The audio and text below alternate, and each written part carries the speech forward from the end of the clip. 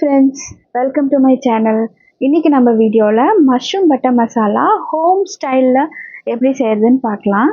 வாங்க இன்க்ரீடியன்ட்ஸ் பார்த்துருவோம். 2 வெங்காயம் பொடி பொடியாக நறுக்கி வச்சுருக்கேன்.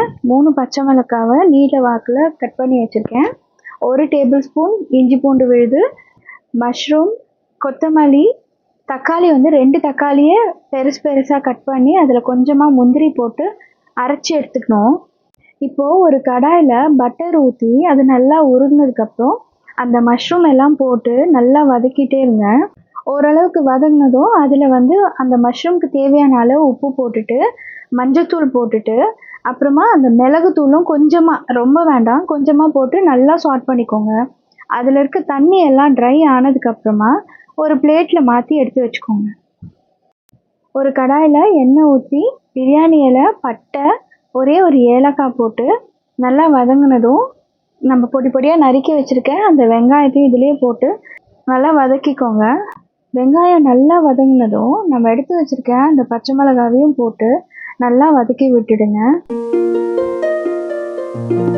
நல்லா வதங்கினதும் இதில் நம்ம எடுத்து வச்சுருக்க இஞ்சி பூண்டு பேஸ்ட்டை போட்டு நல்லா பச்சை வாசனை போகிற அளவுக்கு நல்லா வதக்கி விட்டுக்கோங்க.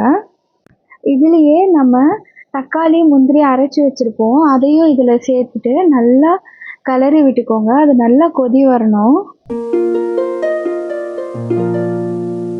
ஓரளவுக்கு நல்லா மிக்ஸ் ஆனதுக்கப்புறமா அதில் 1/4 டீஸ்பூன் மஞ்சள்தூள் போட்டு 1.5 ஸ்பூன் நீங்கள் வெறும் மிளகாத்தூள் போட்டுக்கோங்க. போட்டு அதை நல்லா மிக்ஸ் பண்ணி விட்டுக்கோங்க.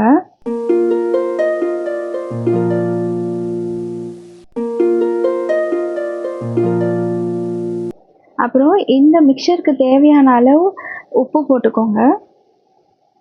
போட்டு நல்லா கிளறி விட்டுட்டு 1/4 டீஸ்பூன் சீரகப்பொடி, 1/2 டீஸ்பூன் கரம் மசாலா பொடி, அப்புறம் 1 டேபிள் ஸ்பூன் தனியாத்தூள், இது எல்லாத்தையும் போட்டு நல்லா மிக்ஸ் பண்ணி வச்சுக்கோங்க.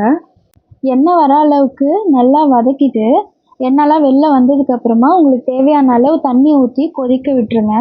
அது நல்லா கொதி வந்ததுக்கப்புறமா நம்ம சாட் பண்ணி தனியாக எடுத்து வச்சுருக்க மஷ்ரூமை இதில் சேர்த்துட்டு அப்புறம் கசூரி மேத்தி இதில் நல்லா க்ரஷ் பண்ணி போட்டுருங்க. நான் காட்ட மறந்துட்டேன்.